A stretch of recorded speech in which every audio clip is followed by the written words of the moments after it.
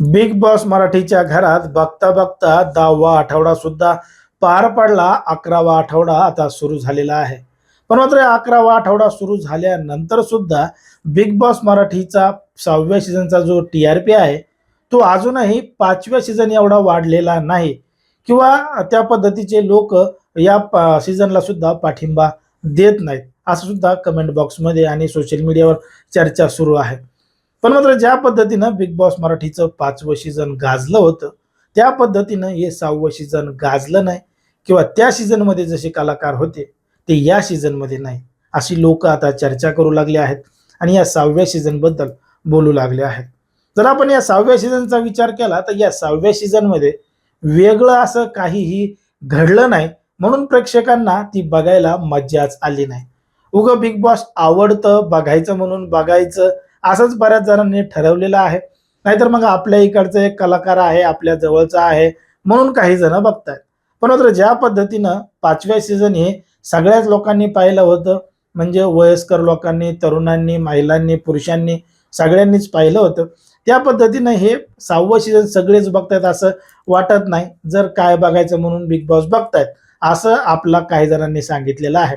पण मात्र जे लोक आता तन्वीला सपोर्ट करतात, जे प्रभूला सपोर्ट करतात, विशालला सपोर्ट करतात, यांचे जे काही फॅन फॉलोअर्स आहेत हे आता बिग बॉसचा शो पाहत आहेत. पण मात्र हे काही चांगल्या पद्धतीनं चालतंय किंवा खूपच गाजलंय अशातला हा प्रकार नाही. याच्यावर स्वतः बिग बॉस मराठीच्या 5व्या सीझनचा विजेता सूरज चव्हाण सुद्धा बोललाय आणि तो सुद्धा म्हणलाय की हे सीझन बघू सुद्धा वाटत नाही असं हे बिग बॉसच्या घरातले करतात.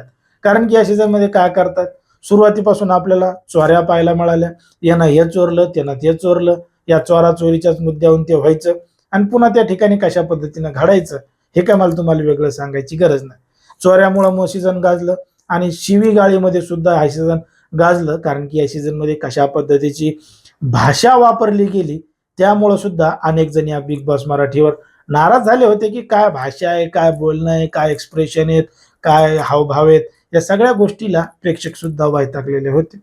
मग हे सगळं कमी पडत होतं, लोकांना ते बघायला मजा येत नव्हती. म्हणून या 6व्या सीझनमध्ये पहिल्या 4-5 आठवड्यानंतरच मला वाटतं त्या ठिकाणी राखी सावंतची एंट्री केली आणि राखी सावंतची एंट्री याच्यासाठी केली की लोकांनी आता हे सीझन चांगल्या पद्धतीनं बघावं, गाजावं, लोकांना प्रेक्षकांना मजा यावी.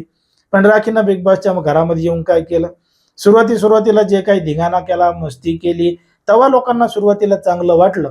पण मात्र डबल डबल पुन्हा पुन्हा तेच तेच तेच तेच त्या ठिकाणी राखी करत असल्यामुळं ते तिचा आता ड्रामा आहे, ती मुद्दामून करते, तिनं आता असं करायला नाही पाहिजे असं लोकांना सुद्धा वाटू लागलं आणि घरातल्या सदस्यांना सुद्धा समजलं की राखी जे करते ते फक्त ड्रामा आहे, ड्रामा व्यतिरिक्त दुसरं काही नाही.